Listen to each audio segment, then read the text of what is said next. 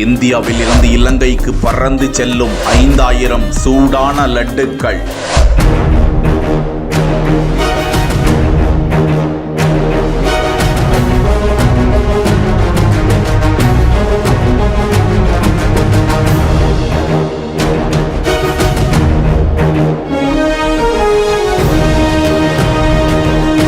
வெங்கடாச்சலபதி கோவிலில் இருந்து சீதாதேவிக்கு அனுப்பப்படும் பிரசாதம்.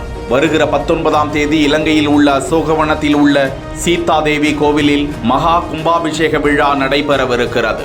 ராமபிரானின் அருளுடன் சீதா பிராட்டியின் ஆசியுடன் நடைபெற உள்ள இந்த விழாவிற்கு கர்மாரம்பம், தீர்த்தம், கிரக பிரதர்ஷனம், சாந்திகள், பூர்வாங்க கிரியைகள், தூபி தீபயந்திர பிம்பஸ்தாபனம் நடைபெறுகிறதா.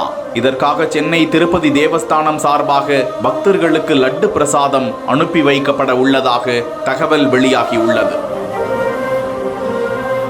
பல்லாயிரக்கணக்கான பக்தர்கள் கலந்து கொள்ள உள்ள இந்த நிகழ்ச்சிக்காக சுமார் 5000 லட்டுகள் அனுப்பி வைக்கப்பட உள்ளதாக திருமலை திருப்பதி தேவஸ்தான தமிழ்நாடு அட்வைசரி கமிட்டி தலைவர் தேகரெட்டி தகவலை வெளியிட்டிருக்கிறார்.